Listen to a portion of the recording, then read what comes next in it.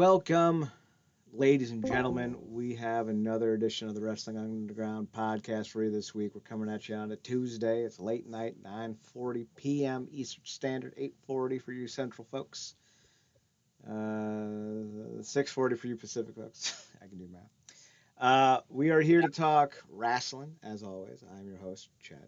Joining me is the glorious one himself, Marcus. Marcus, how the hell are you? Good man, another Tuesday for wrestling. Our subscribers are going up on YouTube, so thank you for that. That's always a good thing. We don't do this for the money, but for the love of the game. And much like a Mike Shinoda song from 2006, we're going to get into it. TNA Lockdown is coming up in about 2 weeks, the 23rd of August. Oh, and by the by, that's close to my birthday. But all for you Toonami folks who still have Cartoon Network, I do. They will be airing the first ever set of shows from Toonami on September 2nd at 9 o'clock to celebrate. I think it's like the 25 years of Toonami or something like that. I'm most excited because two of my favorite shows, um, Home Movies and Space Ghost Coast to Coast, will be heavily featured in this lineup. I already know what I'm doing on my birthday. It's already been decided, so should be a lot of fun. But we're not living in 1999. Maybe it's 30 years. Ugh. I think it's 30 years, Marcus. We're not living in 1996, though. Yikes. We're living in 2026, even though most of TNA's headliners peaked in 1996. Lockdown is, in fact, in 2 weeks. It's going to be their first event in 10 years, I think.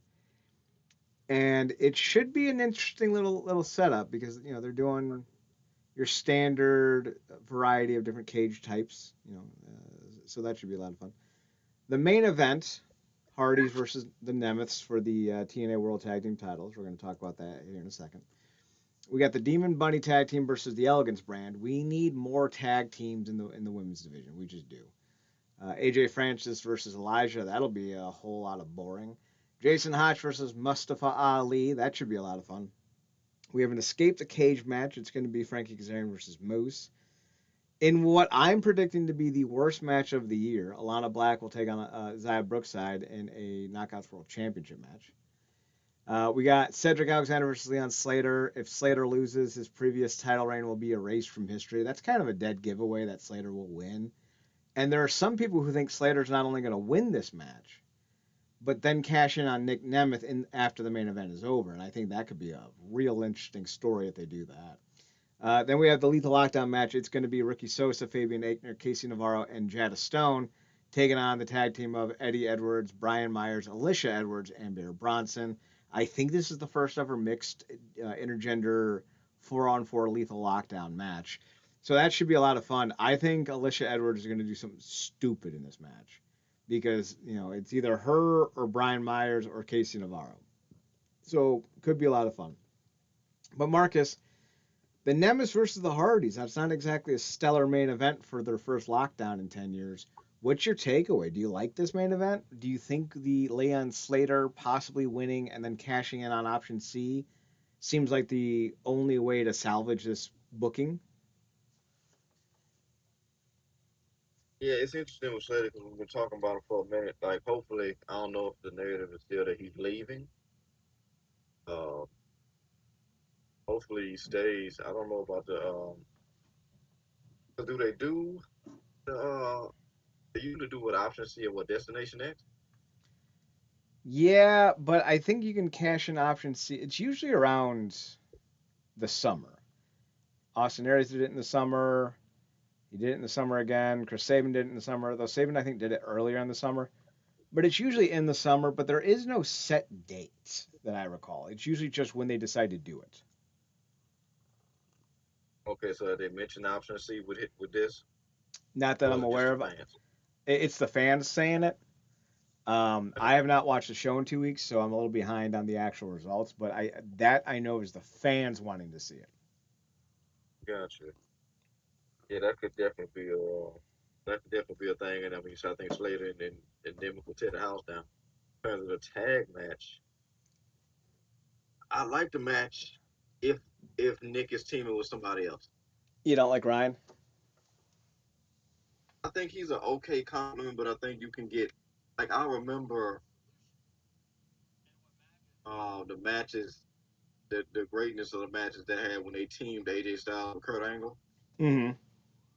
And this couldn't be quite on that level because I just think those are two different lanes. But I think if you pair Nick with somebody else that could kind of be to the artist's stature potentially, even at this particular stage, I think it could be fantastic. I think the match could still be solid because I think that the artists have learned to go at a pace and do their stuff in a way that allows them to still look good at their age, but not do crazy burnout moves that are long past them. So then again, this is me talking about a match that does feature Jeff. So I yeah, I reserve the right to be wrong, but I think it could be solid. But like I said, we'll see. I've just not really seen a lot from Ryan that would make me to believe. I'm like, oh, okay, him got to put on a banger with his brother. I think he's like I said, a decent compliment to his brother, but I wish he was kind of on the same level. I get that. I think Ryan is probably in his best role with Nick. And Yeah, while I think in their own right as a tag team, they're good. They're good enough. I do think though, and I think I share this opinion with you. I don't think good enough is good enough to main event a pay per view. And I think I agree with you. If you put somebody else with Nick, but then I think about who really else could you put in there with Nick that would justify this as the main event. You know, Moose doesn't really elevate you anymore. Frankie, I don't think Frankie is as a name. Even on par with Ryan Nemeth. I know he's a former world champion, but I feel like that was the last booking regime just giving him that kind of celebratory. You've been here for 40 years. Here you go. You're 60. Fuck off. Cedric's not a main eventer. Leon Slater, I think they want to elevate him to that level. I don't think he's ready yet. Elijah's not going to move the needle. You could put Eddie in there, but then you're going to take out Lethal Lockdown and hurt that. You could put Ricky Sosa in there, but he's a face. So I feel like this is not a strong roster, and I think putting Ryan and Nick together is the only path forward. And I think this is more a sign that they don't have any other legitimate heel main eventers, but aside from Nick. And I think that's why you're having to see this personally. But we'll see how it turns out. All in all, I think it's a pretty weak card. I think there's a lot of potential here if you were willing to get wild. I've said before, I think Moose and AJ Francis would be a great tag team. I think you need to basically say thank you to Frankie Kazarian and goodbye. I wouldn't mind him, working as a lower tier tag team, but he's not a single solo star. And I really need AEW to let some fucking people go because I think guys in AEW like Griff Garrison could come to TNA like Bear Bronson did and make a sizable impact, no pun intended, on the product. I like what Bear Bronson's doing. I think someone needs to sit him down and go, your look sucks, and we need you in a different set of attire. But that's it. You put him in a more imposing attire that fits this mauling persona he has. I think think the sky's the limit for that. As far as the show, though, it is what it is. It's the best they can do.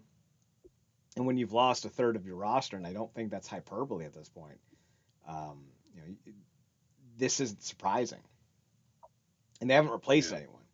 Now, they are making some moves. We will talk about her in a second. Let's talk about the TNA Knockouts Television Championship because I believe taping wise, we are down to the last four individuals. I don't know if that's correct. I know who the last two are, and I would have to imagine that's going to happen the week before lockdown or the week after lockdown. But the last four are M and Heather by Elegance, and Jada Parker, or I'm sorry, Jada Stone, and Indy Hartwell. I think it's Indy versus M, and Heather versus Jada, with the winners obviously going on to the last the finals. Are you happy with the setup as is? Because both Elegance girls are already in the Knockout Tag Team titles at Lockdown. They're feuding with Demon Bunny, but also they're both facing off with Indy and Jada Stone. Jada Stone's at Lockdown, Indy Hartwell's not. How are you liking the television knockouts tournament so far, especially since we lost Jody Threat and Marsade after they were booted from the tournament? Do you still like the idea of this title? Do you like how the tournament's looking, Marcus? Yeah, I mean, like, you got to work with what you got to work with. If what Jody I think asked for a release, and I guess it may still be up in the air, potentially heavy on the quotations that Jada could I mean, not Jada, Mara could resign. It sounds You like know, it's Mara's not. going to AEW. Yeah, which tracks considering that's what the guy is. But yeah, like I said, you got to work with what you got to work with. The Elegance girls, the Elegance brand, like like them, hate them, what have you. They've been consistent.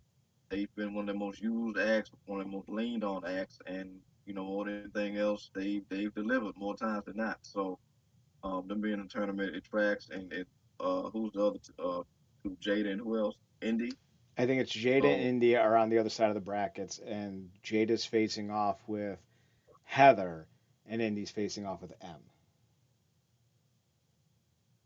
yeah, so I can see it very well coming down. I guess nothing else, Jada and Indy potentially if they take care of both Elegance members, because they already, like you said, are going after gold. So I can see it coming down that way. Obviously, he's not too high up on our list, but I think obviously the company has been looking to get some momentum behind Indy.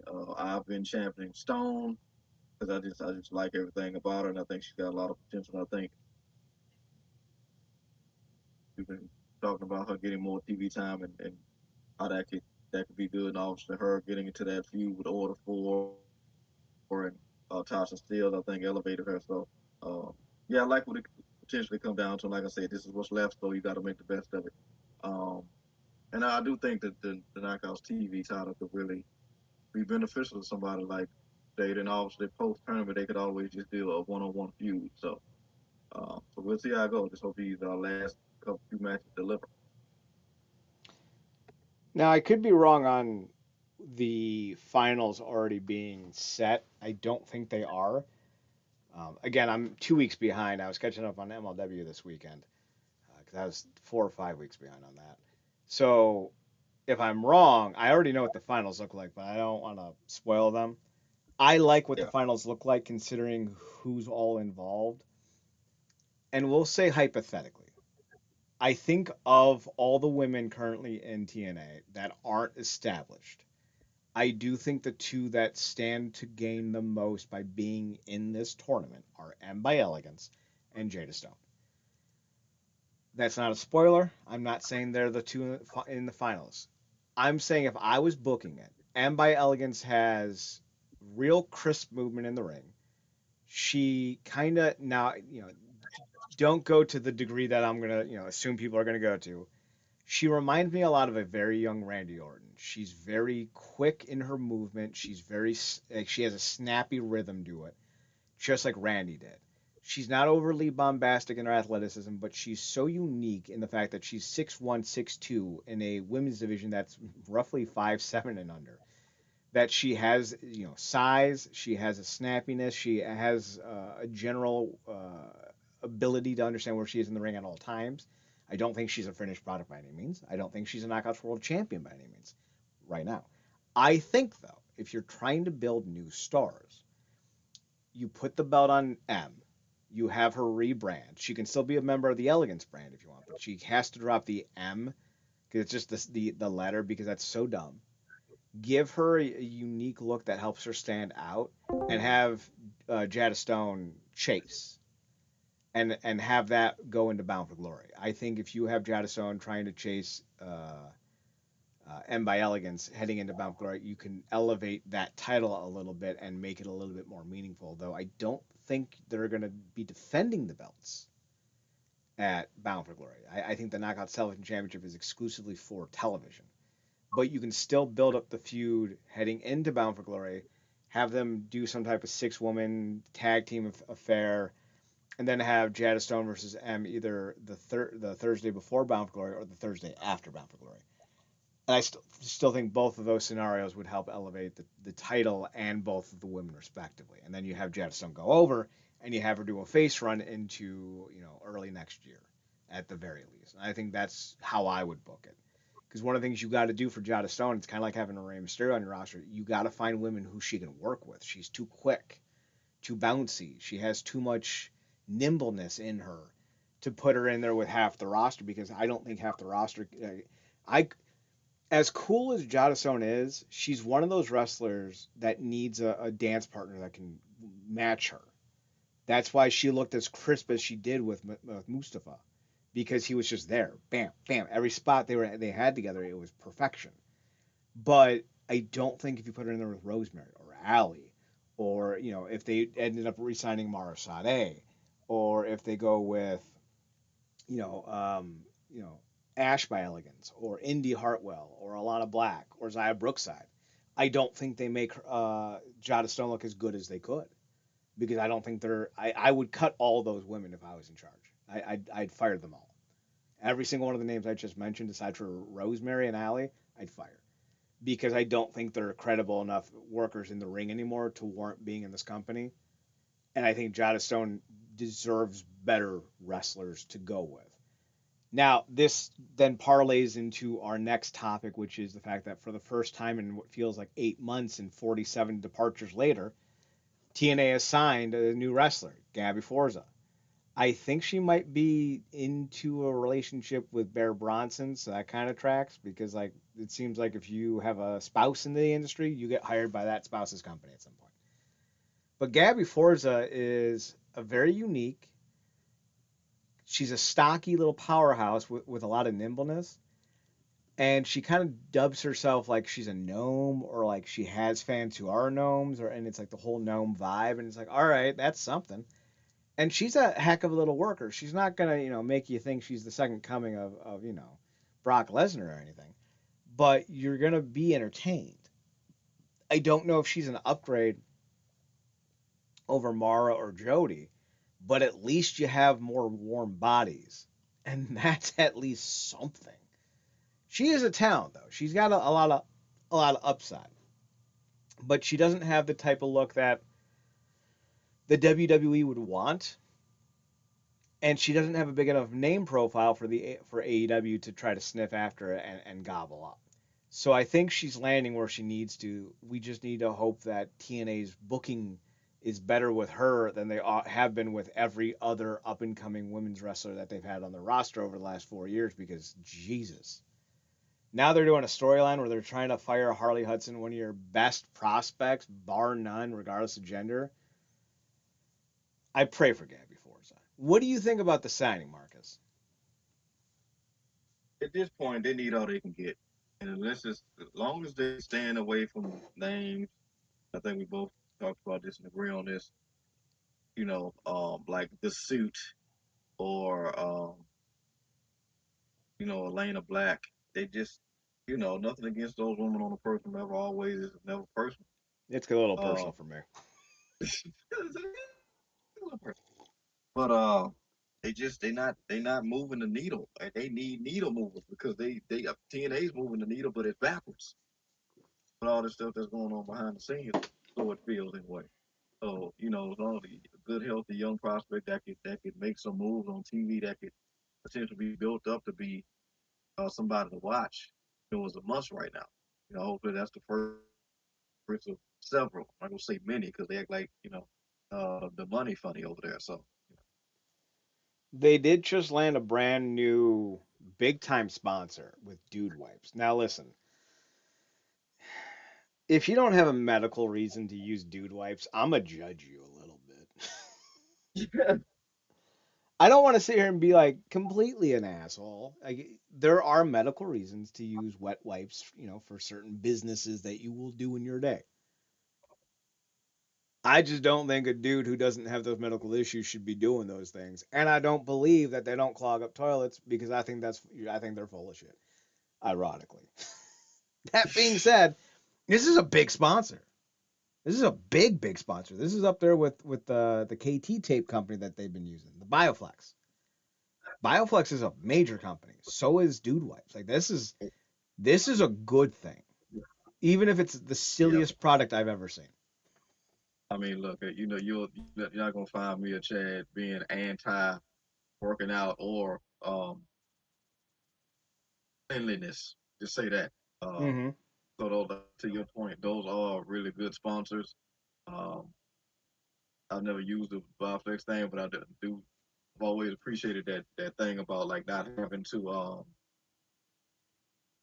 plating of it all with the bars, Mm-hmm. which is apparently what that's about. So, like I said, obviously working out, big deal. Got to stay healthy, and then like you said with the wife, it might not be your thing.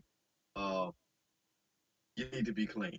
So if Mm-hmm. that is your thing, and that's what you do, take care of it. But I am glad, to your point, that they are getting those sponsorships because they aren't these random, wild, uh, kind of left field things that you kind of just need to get so you could just say you got to advertise. I feel like we had that for a minute with NWA. You remember those weird commercials they'd always have in Mm-hmm. the middle of the broadcast? So I do like that these are on brand and stuff like that. Because it wasn't the bioflex that like the when they do the health status updates of the superstar. Mm-hmm. Yeah, so that's good, man. I hope they keep that up. I don't know who is actors behind that. I don't want. It's hard to try to want to intentionally give Silver credit these days, but if he is, more power to him. I think it was Silva. Yeah, I mean, it's a good thing. It's a real yeah, good thing. You need sponsors, but also, and we had hoped this with the AMC deal, and I'm going to reiterate that hope now. The hope is that this translates into signing more talent. yeah, If you get these people on board and it gives you money, you need to reallocate that money into new contracts to not only extend contracts but bring more people in.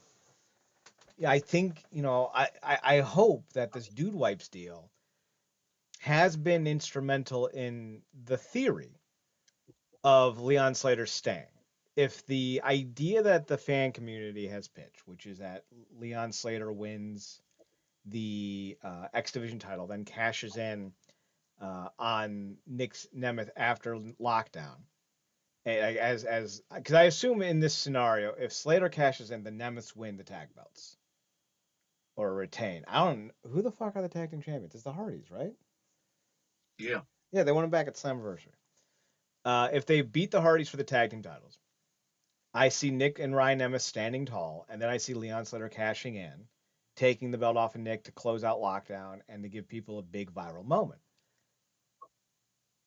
I think that's only possible if you extend him, if you have already extended his contract. And I don't think you extend his contract if you don't land this major deal. If he wins in 2 weeks of lockdown, if they do the thing that we want him to do, and then we find out that Leon Slater has signed even a 1 year extension for the sake of argument, I think we can accredit that deal being done to Dude Wipes. As silly as a gimmick as that is, because it's just fucking it's wipes that babies use for adults, but flushable apparently. If yeah, that's the stuff that helps you sign Slater and bring in talents like Gabby Forza and maybe a Jessica Roden, I think that's a great thing. yeah, As long as it's helping bring in more talent and keeping them in healthy contracts, I'm all for it. yeah. Quick question when it comes to Slater, and obviously this is you know uh very much assuming, but always like getting your insight on it. Do you think the prospect of the potential of somebody like a Ricky Sosa and what that pairing has done in its infancy and could go? Do you think Ricky Sosa being there uh, and potentially being also one of the top prospects would be something that also is kind of make Slater lean towards staying? I think there's a possibility. Absolutely. I think you have to look at it in the perspective of are like if they knew each other and that's why Sosa came in and they were already friends. That's a big reason. You know, who was it? Devonte Adams wanted to get Yeah, traded to was it the Jets because he liked Aaron Rodgers so much. And also Devonte Adams wanted to get traded to Las Vegas or Oakland. I don't remember when he landed with the Raiders.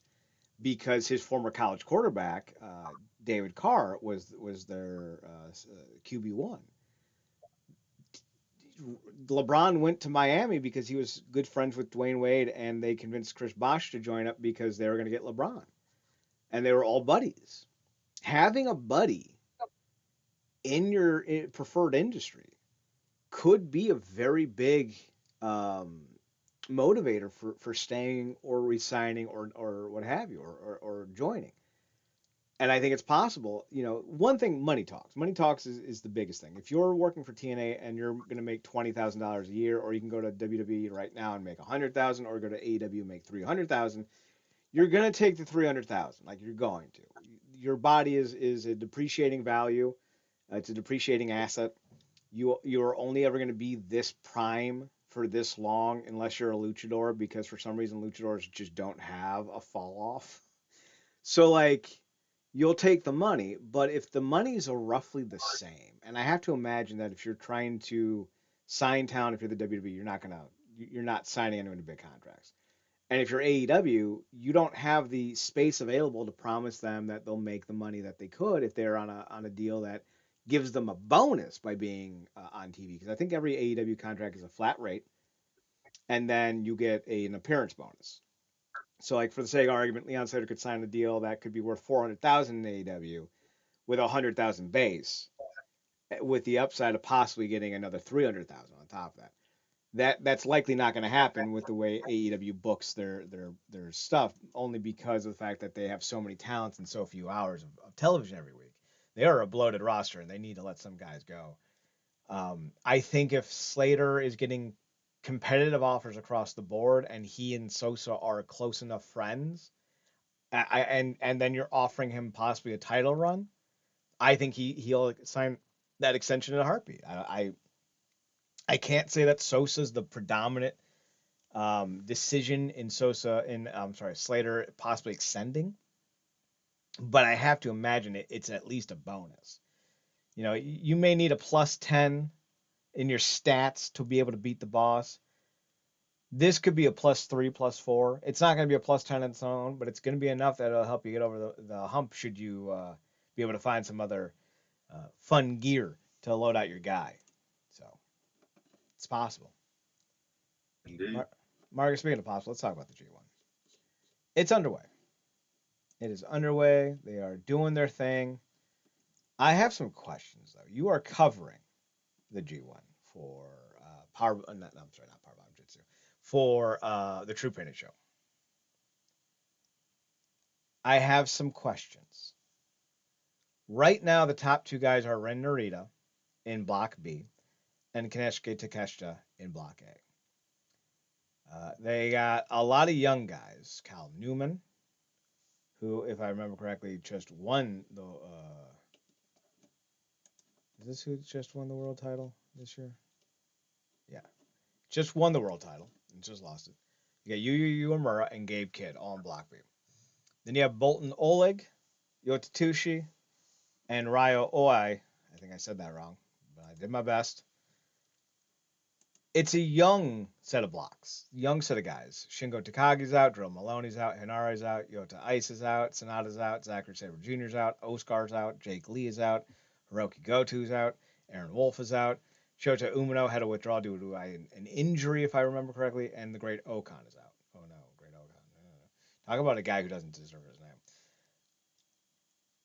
After watching and covering this, do you really think Kaneshke Takeshita is the best guy to win this tournament? Because if he wins Block A, that is another Yotatushi, OI, and Oleg kind of demotion. And it's unlikely that he would lose to, whomever comes out of Block B. Do you think Takeshita's the way to go in this tournament, or do you think they should roll the dice on Gabe Kidd? Do you think they should go with Yu Uemura, Ren Narita, Oleg? What's your vibe so far with some of these guys as the tournament comes to an end? Yeah, I mean, ironically enough, it's been because I didn't want to interrupt you while you were gone. It's been covered. I've just not been a part of that coverage. Okay. However, I have been loosely keeping up with it, and I do know one thing with everything that's happened with New Japan. Um, Particularly a lot of reshuffling, a lot of just changing the narrative of the brand because so much of it is not what it was. Uh, for a decade plus. There are so many names that are just no longer there. Obviously, the ace is behind the scenes now, um, and obviously the ownership has changed. So, you know, in front of the camera, in terms of in the ring, I know one thing's for certain. We already seen. I'm a big fan of Takeshi, but it was not. It did not necessarily go over well with that audience, particularly that base, when he won. What the last one I think he was. Yeah, I think it was last Um, year's. he won last year. They I think need so. a hometown guy. Yeah, they need a young hometown guy that's not affiliated with nothing else but New Japan to win this tournament. I agree. I I Now, I I now, absolutely agree. Who do yeah, you think that is though? Do you think it's Oleg? Do you think it's Newman? I don't. I can't imagine they would go with Narita. no, me either. Um, I think I don't mind Takeshita being a potential foil, but I think he needs to take the L. Let's see. He said Suji's there, Newman. Um, this is, like you It said, looks not like not Rand. it looks like What everything's you gonna coming say? to an. It looks like everything's coming to an end. Technically tonight, the 12th, Yeah, and into tomorrow. So I didn't realize it was that close. But sorry, Zachary Sabre Jr. won last year. Wait, did he? Hang on. Yeah, he beat Yota Tsuji. I guess Kaneshike Takeshi never won it.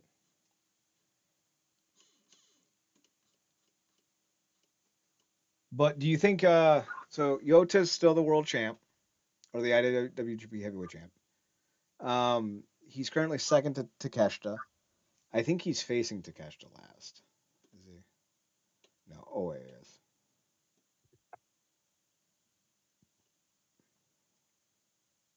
Let's see. it could be Yoda.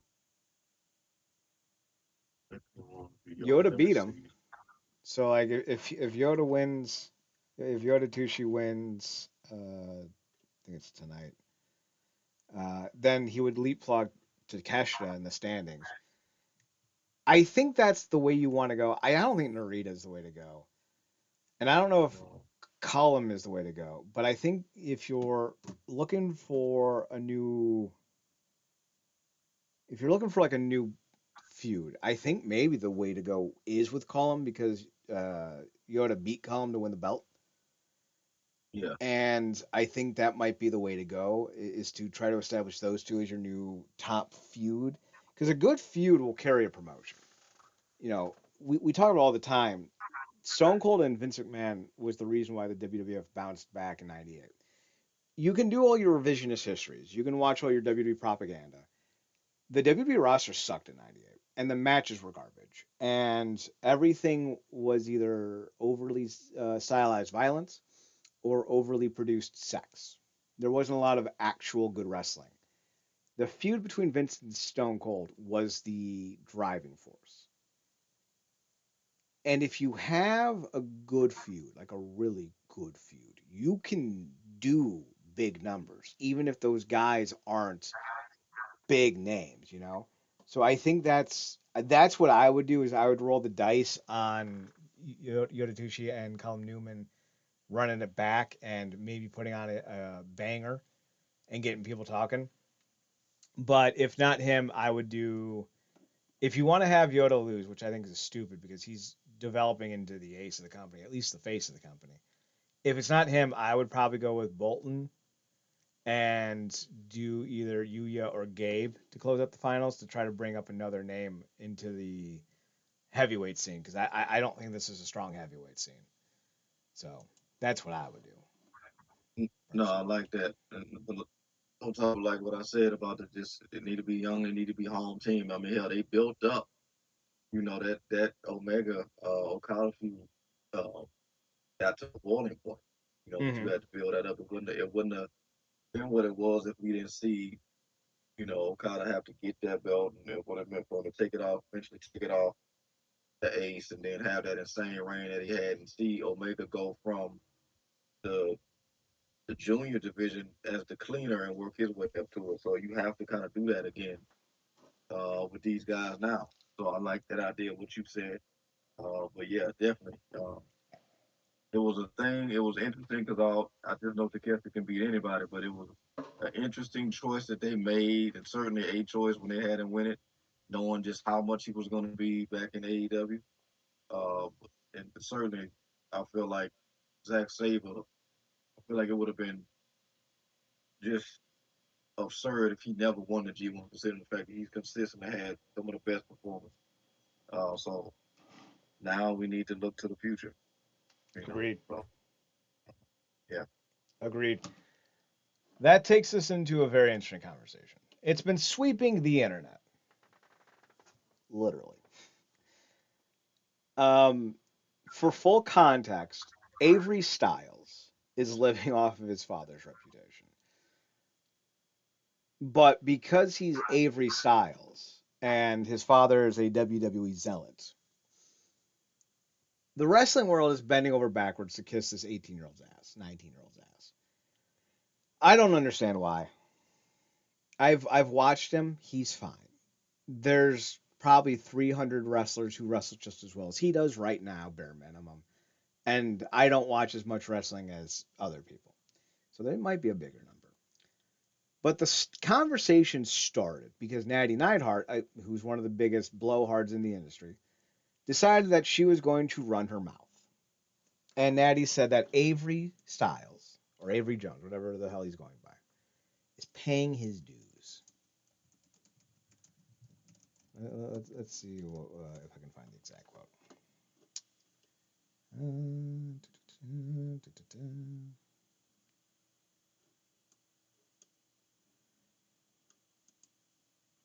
Let's see.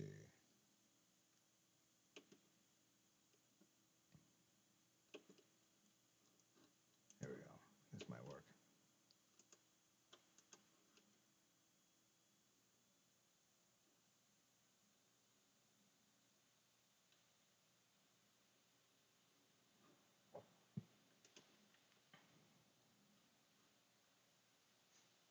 All right. So Natty says that he wants to earn it, quote unquote, and he's not just going to come into the industry as AJ Styles' son.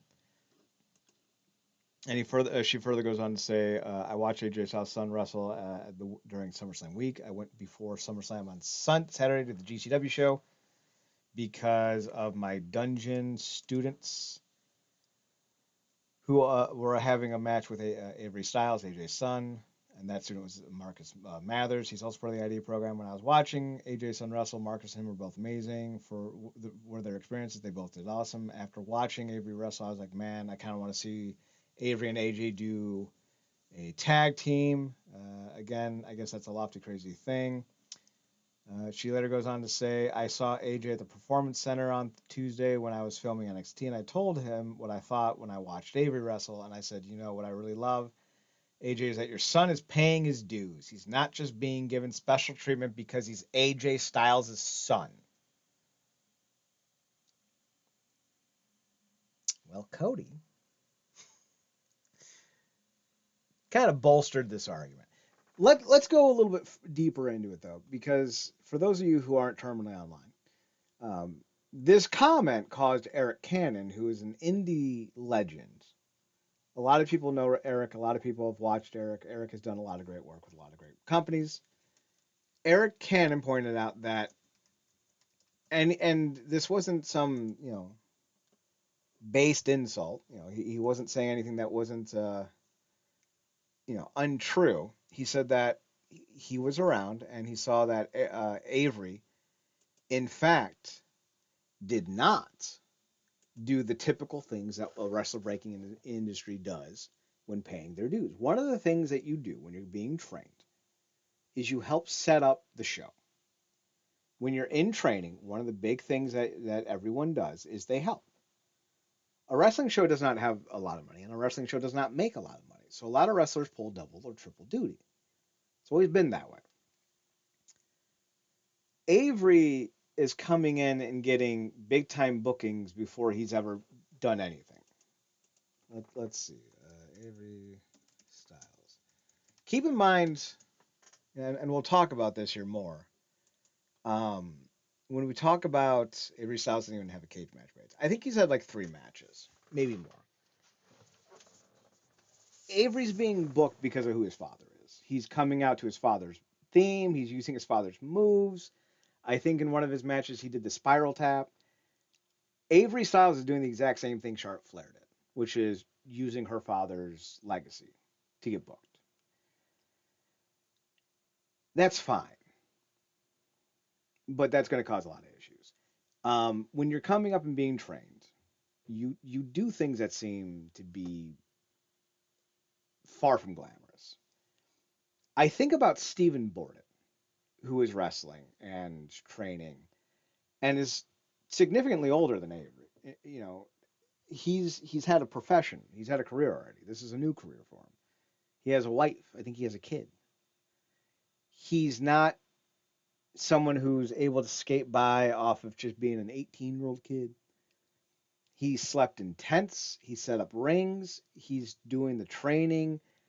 He's getting put through the paces. Everyone is lauding him for the work he's putting in.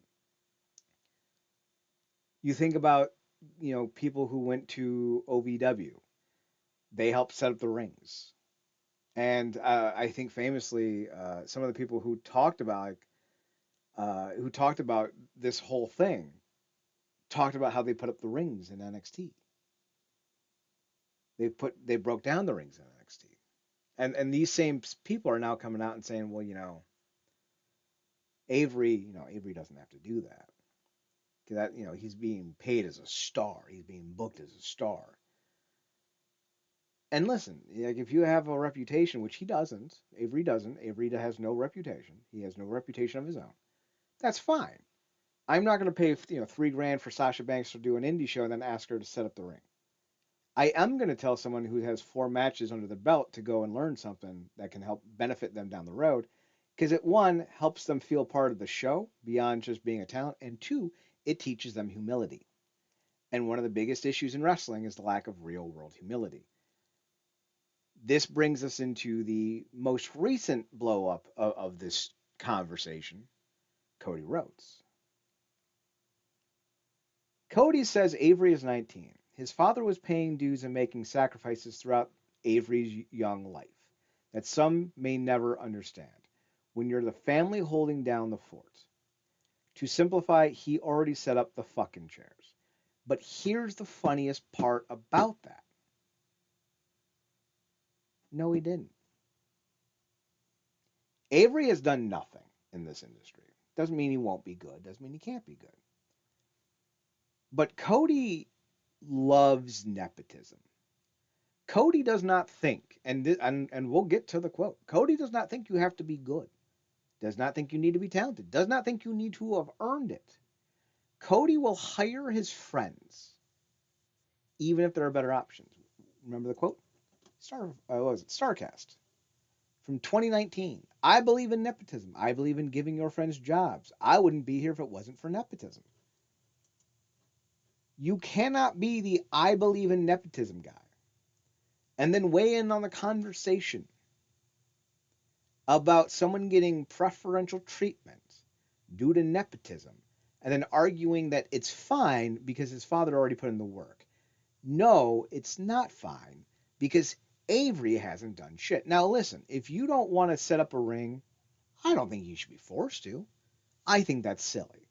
But I also think if you're not going to help out the crowd when people are talking to you, and there are many reports already coming out that Avery, while he's getting the backing of certain promoters and promotions, the talent there within are like, yeah, when I was talking to him, he was very condescending. A person, I forget who it was, I think they may have been a backstage hand at an indie show, basically said that Avery spent his entire time vaping and hanging out outside, not interacting with anyone. The idea is that he's standoffish and rude. Is he? I don't know this 19-year-old. I can't make that statement. But for every statement that people like Brett Lauderdale make, who are in cahoots with the WWE, Brett Lauderdale uses WWE contracted talents. Brett Lauderdale has every reason to be on the best side of AJ Styles and the WWE. There are people who have worked with Avery already who are talking about how his attitude is less than ideal.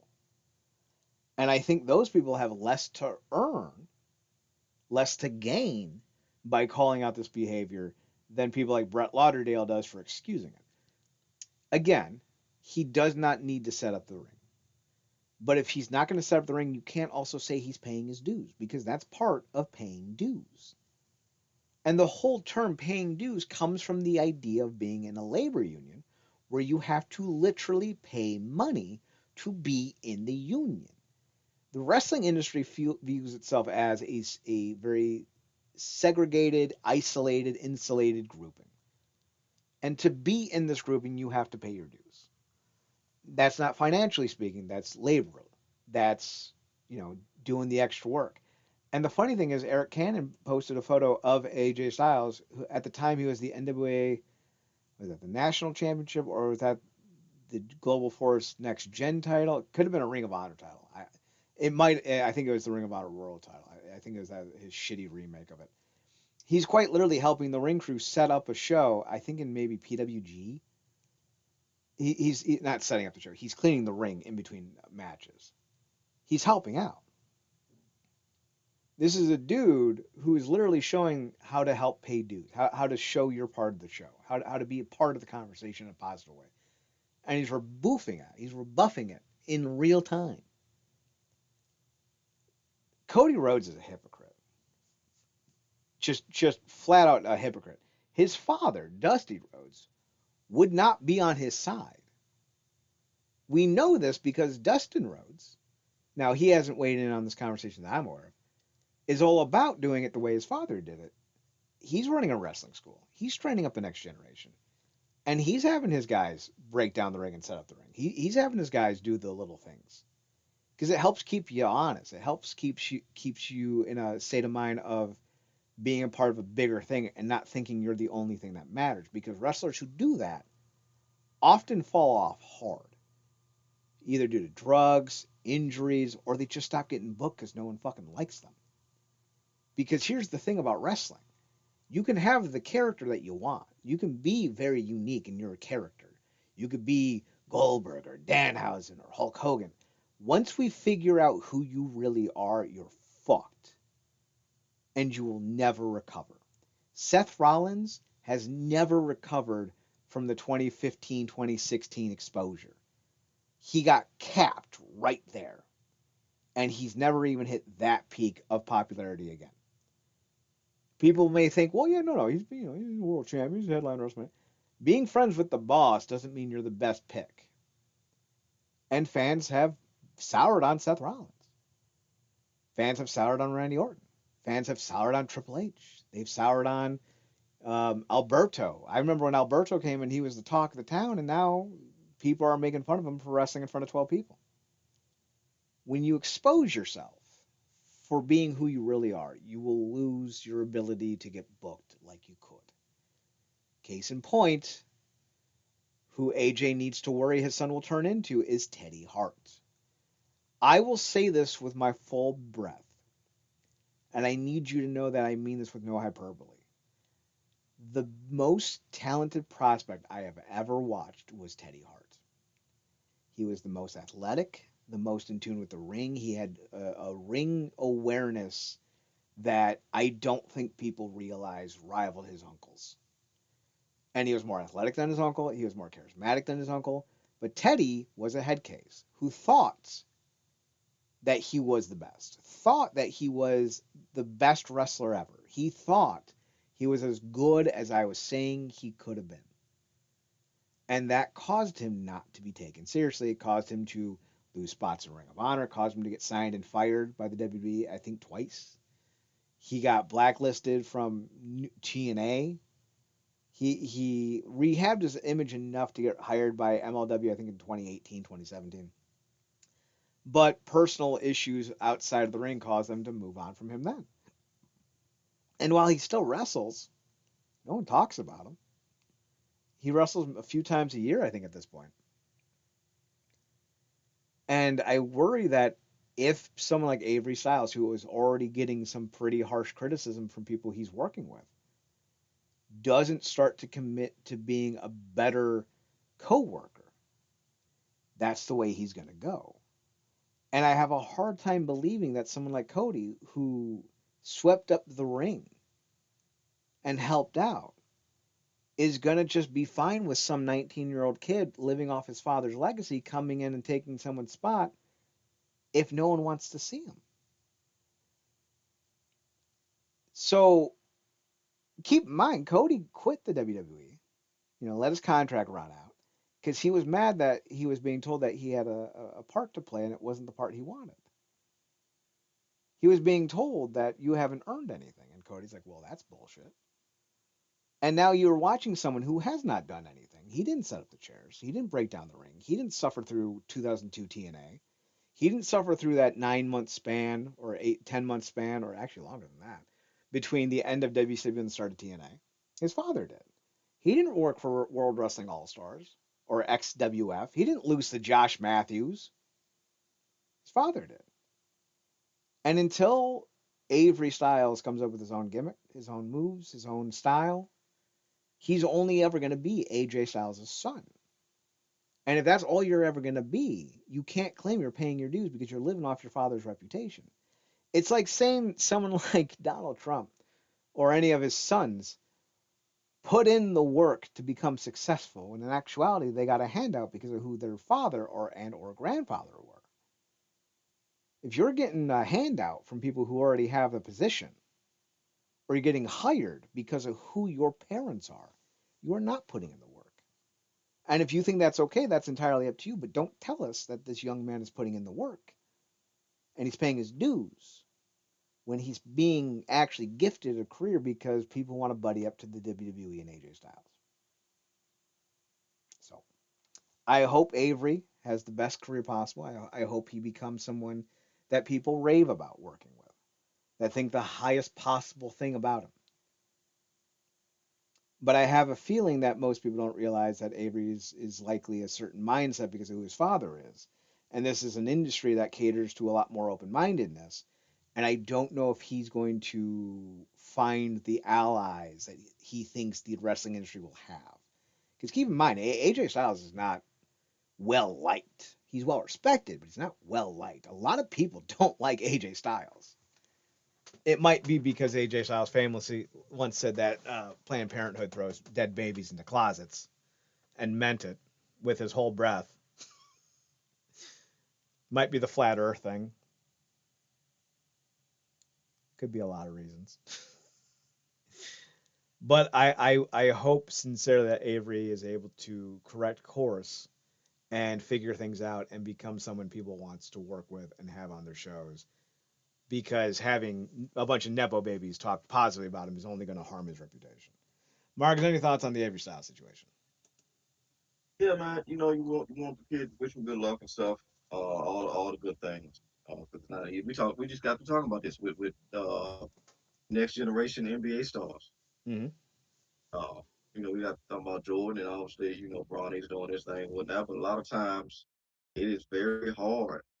When you are those next generation, second, third generations. Obviously, we got a lot of that in wrestling now, and whatnot. You think you kicked off with Charlotte and stuff like that. And she's doing her thing. She has her place and whatnot. But you're talking about you know paying your dues and doing stuff to keep yourself humble. And like you said, you don't necessarily have to do that stuff, but the reason why doing stuff like that is important because it makes you look at yourself as cog in the wheel and not the machine. Um, because ultimately, nothing that happens that we see without the people that we don't see doing all the stuff first. Like you don't see the people who we putting the ring together when we watch the stuff on TV. Who got to do all the lighting and all the stuff around the ring and the sound and all the intricacies that come to putting this huge show together, and then a lot of times we just give all the credit to the wrestlers because that's just who we see. Um, they couldn't even show the work if the other people didn't put the work in. So even the wrestlers are just a small piece of a larger pie. And you always need to kind of go with that mindset. But even aside from that, your point, just because he does all his dad's moves and looks like his dad, that doesn't mean he's the second coming. Um, and you talk about this all the time. And as you were talking, one of the first names that came to mind in reference to that we saw, very much get put in a position to be something. That was a second generation that very much wanted to follow in his father's footsteps, but ultimately teetered out is Curtis Axel. You know, uh, probably a fine, fine fellow, whatnot. Very much also the son of Kurt Hennig, Mr. Perfect and whatnot. Did some of his dad's moves and whatnot. Even had a remix of his song and whatnot. But he was not another version of Mr. Perfect. He was his own thing, and I don't necessarily know if he caught on the way that he did. Even with Paul Heyman, it didn't necessarily click.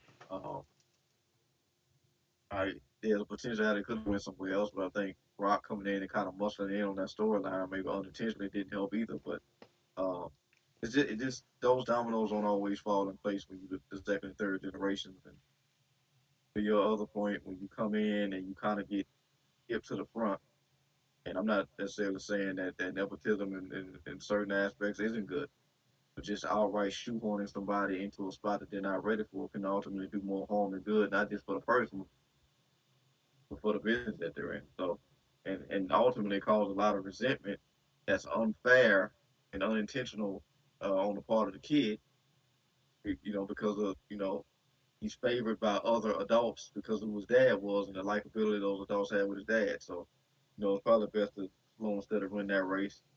And if he ever is gonna own his own thing and maybe reference his father, but not try to straight on be his father, that can ultimately push him back more than anything else, trying to be a AJ Styles duplicate. And for the most fact, we give AJ and what rightfully so, he was. It felt like at one time very much a one from like a generational talent.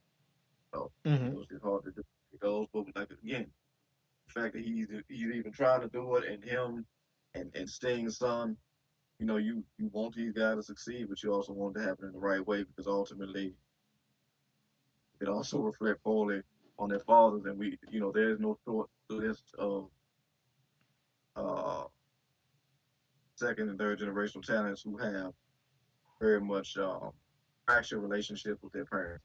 That I brought that up, I kind of think about Tessa and some of that stuff that she may have had with her father, and I think who also a Magnum TA being a stepdad as well, or something to that effect. So Hmm. yeah, you just got to be mindful. But yeah, hopefully the kid takes the right path, and his dad certainly is going to teach him all the ins and outs and all the right things to do. Certainly not to hurt people. So, So, speaking of nepotism, NXT is already moving on from Mike Santana. Zilla Fatu, the worst of the Fatus, the most overrated of the Fatus, and the least respected of the Fatus, made his debut in NXT tonight, beating up Grayson Allen and was it Cruz Montoya, something like that, something dumb. And I saw that, and I just thought to myself, he's been on your roster for 3 weeks, and you're already having him get beaten up by a new talent. Come on. that's that Samoan fetish, man. It is a fetish at this point. It has to be. It's a weird, creepy fetish. Zilla has a lot of issues. Zilla I think, got fired from Booker T's promotion because Booker T couldn't handle him. I think Zilla had, I want to say it was GCW, rescind their working relationship with Fatu because of his behavior. Zilla's got a lot of issues. And he keeps pissing a lot of people off in the industry, and yet he keeps getting hired because, again, nepotism. So that's fucking hilarious. Just utter horseshit. I'm hopeful that Zilla's able to put together something of interest here, but I don't know. I've seen enough of him to know that he's not Jacob by any means. And I think Zilla's the son of um, Umaga. But like I don't know if he's gonna be anything close to what we're hoping for. We'll just have to find out. We'll see how they book him. Speaking of booking though, there's a channel that I really love watching. It's called Hapex. He does WCW WWE TNA rebooking, so to speak, using the latest WWE 2K game. And he uses that to set up his own kind of fantasy booking. And I gotta say, I love the videos. Just are so entertaining. He finds either the best models possible or he creates them himself, and he does some real compelling stuff with it. Well, he's doing this new thing where he's talking about what if WCW had never ended, and he brings out the roster and he he talks about who he would have, and basically, and I think he got a little bit of it wrong. He implied that the talents on Time Warner contracts couldn't wrestle, which isn't the case. They just couldn't wrestle for the WWE because Sting and a few other guys like Lex Luger, they were still wrestling under Time Warner contracts. So he didn't bring those guys over. So his initial roster, and I thought it was pretty weak, had AJ Styles, who was a member of Air Raid back in 2001 with Air Paris. So yeah, Styles, Billy Kidman, Booker T, Chronic, Chavo Guerrero, Chuck Palumbo, C.W. Anderson, DDP, Disco, Evan Courageous, Hugh Morris, Jeff Jarrett, Jerry Lynn, Johnny the Bull, Canyon, Kaz Hayashi, Kid Cash, Lance Storm, Mark Jindrak, Mike Awesome, Rey Mysterio, Sean O'Hare, Shane Helms, Sean Stasiak, Shane Douglas, Shannon Moore, Stacy Keebler, Super Crazy, Vito, and Yang. The new names that he brought in initially were C.W. Anderson, I think Jerry Lynn, though I think Jerry Lynn was still with the WWE before. He may have been released by then. I'm not sure. Kid Cash. If I remember correctly, one of the names that he brings in was actually under contract, and that's Steve Carino. I think he was under WCW contract, and super crazy. And at first, I'm like, well, this isn't really a great roster. Then he makes the big free agent signing to be Road Dogg, and I was like, Marcus, what is this kid doing? I love his videos. What does he do? Road Dogg? That's who your big get is? Now, Road Dogg was available in 2001, and World Wrestling All Stars did make Road Dogg one of the big stars in their first few months of operation. So, like, historically, he's accurate. Then he brings in Ron Killings, which I was like, oh, that's a nice move. But I still didn't like the roster. And then he gets to his build up to Starcade. And right now, off the top of your head, would you say that the roster I read to you, Styles, Kidman, Booker, Chronic, yada, yada, yada, do you think that's a roster that would have enticed you even if Ron Killings had joined it in 2001? Do you think that's a strong roster, just in your opinion? This is for TNA. Now, this would have been for WCW in 2001 had it never gone under. It was Styles, Kidman, Yeah. Booker, Chronic, Chavo, Chuck Palumbo, C.W. Anderson, DDP, Disco, Evan, Hugh Morris, Jeff Jarrett, Jerry Lynn, Johnny the Bull, Canyon, Kaz Hayashi, Kid Cash, Lance Storm, Mark Jindrak, Mike Awesome, Rey Mysterio, Sean O'Hare, Shane Helms, Sean Stasiak, Shane Douglas, Shannon Moore, Stacy Keebler, Super Crazy, Vito, Yang, and then Road Dogg and Ron Killings. Would that have been a good enough roster to entice you to tune in every week? Yeah, I tune into that. I think primarily, I think driving force behind that would be with the cruiserweights Mm-hmm.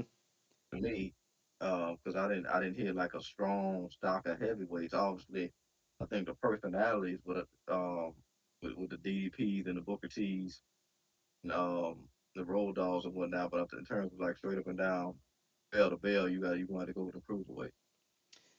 And honestly, that's kind of what he does. He revitalizes the cruiserweight tag team division. Brings back the Young Dragons in 3 count. Puts the tag belts on Ray and Kidman, like the primary tag belts.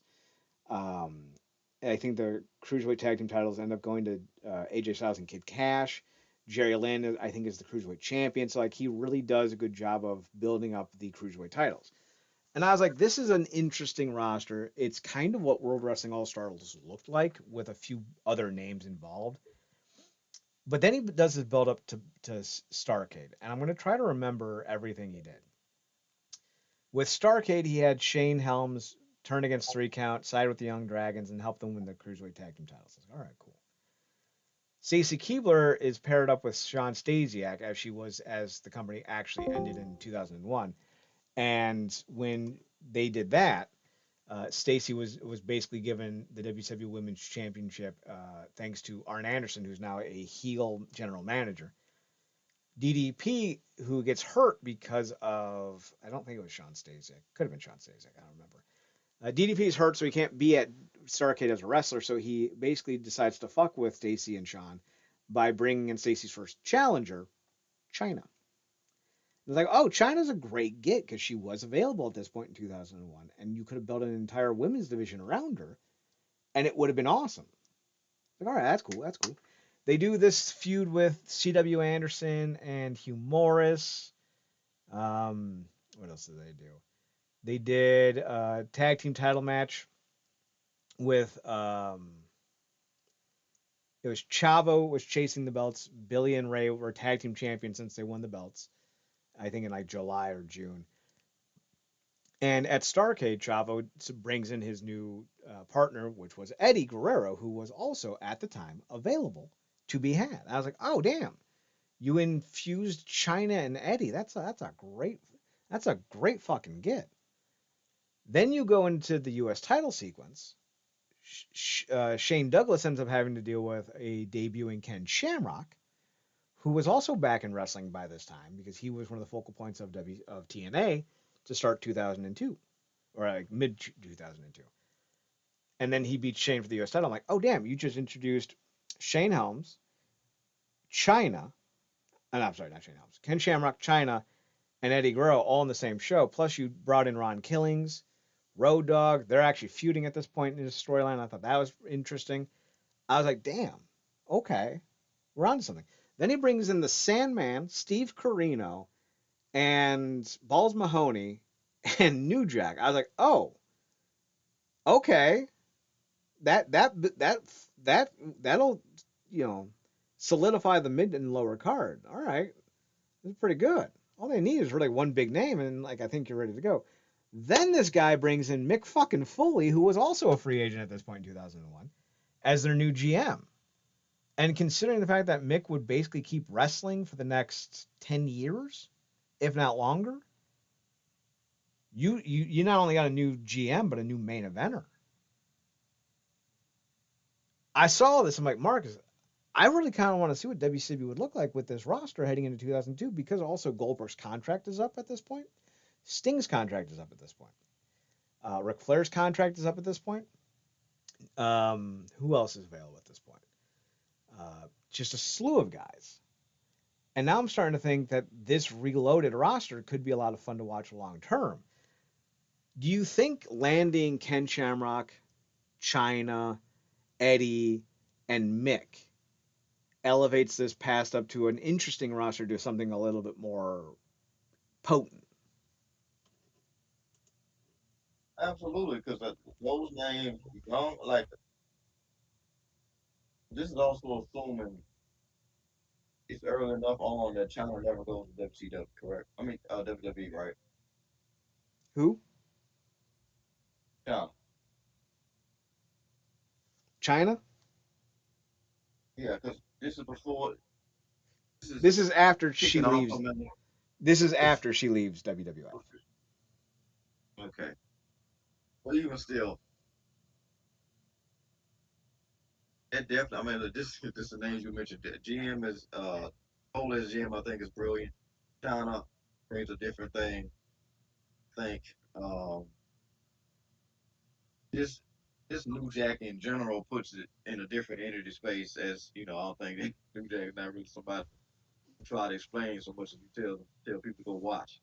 Yeah. Um, so that alone, and like you said, 3 minute warning. And so many. All you have to do is place these personalities in the right spots and let them go.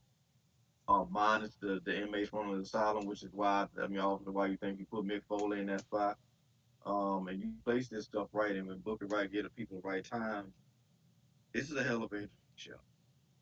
And you talking about legendary names that we know what they were going to do. You catch them in their youth, like Eddie and China, and obviously with Chavo and that whole thing. That's a three-person stable you can run for a while. So yeah, yeah, I dig that. That's quite interesting. Is there any names thinking about that? Just the WCW aspect. Because all of this was what in the what late '90s, early 2000s. Yeah, this would be closing out 2001. So the company closed in March, and Yeah, the YouTube channel Hapex picked it up from May or June with the Big Bang pay per view, which was the original idea, and he's ran it through December so far. So it's gotcha. now we're about to enter 2002. Is there anybody? Because I think you watched WCW. I never really did. Is there anybody who you would get introduced to in TNA that you would maybe want to kind of pull out the time stream, if you will, and put them in this curated WCW? Loki comes to mind. Oh, Christopher Daniels is also part of the roster at this point as well. Forgot about mentioning him. Loki and Elite Skipper. I think forming Triple X in this new version of WCW would be a must, especially for the Cruiserweight Tag Team titles. But AMW, America's Most Wanted. Chris Harris was actually under WCW contract. He was wrestling Saturday nights usually, and Jeff Jarrett and Bob Ryder went to go watch Chris Harris in early 2002 because they remember him from WCW and they wanted to sign him as a main eventer or as a prospect. And they saw him wrestle James Storm and they realized they had such good chemistry together they could be a tag team. So I would like to hope that the future events that caused Harris and Storm to be an iconic tag team in TNA as America's Most Wanted would be duplicated somehow in this rebooked WCW era. Because I think that would be a lot of fun to see AMW building up their brand name in a company that had the relevance and legacy that WCW still had in 2001, as opposed to where TNA was from 2002 to 2006. Because when TNA finally popped off, AMW had broken off. They were something that we talked about, not something that we saw. So I would like to see AMW specifically get the run here. So Hapex on YouTube. It's Hapex if you like the stuff. He's a great storyteller. He does a lot of great work with the WWE2K engines to bring his storylines to life. He seems to do like a new show, new episode maybe once a week, maybe a little bit more often, maybe a little bit less often. But if you're a fan of fantasy booking and seeing how technology can be used for impressive storytellings, I would go check out this channel. It's one of my favorites. I never miss an episode of his, nor do I miss an episode of Wrestling Bios. Both guys are British. Go figure. I don't actually listen to any American wrestling YouTube channels. Go figure. Right? Like I was listening to Wrestling with Regret, but like I find Brian Zane to be someone who he has some pretty staunch opinions that I think are pretty incorrect. And it's hard for me to wrap my head around that once I hear him say something so vapid, and I'm like, you really think that's true? Mm. So like I'm not really a big fan anymore, although I'm still subscribed to his channel. But Hapex and Wrestling Bios, I absolutely adore those videos. So if you're looking for some wrestling fun to check out, watch those two channels. Wrestling Bios did the entire Reliving the War series, if you've heard of that. He broke down every episode of Raw and Nitro that went head to head, starting in, what is it, 95, 94, and going all the way until the end of the promotion. Covered the pay per views. I don't think anyone did it better. I've seen a lot of pay per view recap YouTube channels and what have you, and I think Wrestling Bios does the best. So I would check those two guys out. They're a lot of fun, and I enjoy the hell out of their stuff. Oh wait, no, actually is. I think it's Wrestling with Andy. Is the one YouTube channel I actually watch that's American. So go check those three channels out. I think they're a lot of fun. Marcus, any final thoughts on this week's show? Oh, All that's right. pretty much it for me. Anybody, if just shout out to the young lady, Wendy. You all think? Wait, which Wendy? I guess it'd be former Wendy Flair. Oh yeah, Yeah, yeah. Rick needs to stay off of social media. Don't do it. Don't do it. It's gonna just don't. All right, for Marcus, who you can find on Twitter at Paradox Kid, PARADOXKID. that's me. He's also on his other podcast, The True Penny Show, TRUEPENNYSHOW. Be sure to check him out there as well. They're covering the G1 at the moment. Marcus, what are you going to be covering with them when you're back on? Yeah, coming up. Unfortunate, but it kind of fell into our lap. Talking about we got continued Legend series. Obviously with the recent passing of Tory Funk. Mm-hmm. Dory Funk, yeah. Probably will be yeah, Tory Funk, R.I.P. Probably will be looking back, coming up soon doing some shows, looking back at his great career. So be on the lookout for that.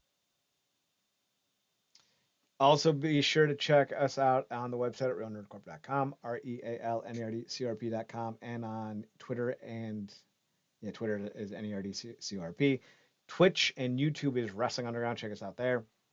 You can find me on my personals at Chad Nerdcorp, CHUD, and on the Instagram at Chad's Photo at CHUDSPHOTOHUT. We'll be back next week for another edition of the Wrestling Underground podcast. As always, thanks for tuning in. Thanks for checking us out. Thanks for giving us a chance. Remember, as always, to watch more wrestling. Marcus, take us home. Nice.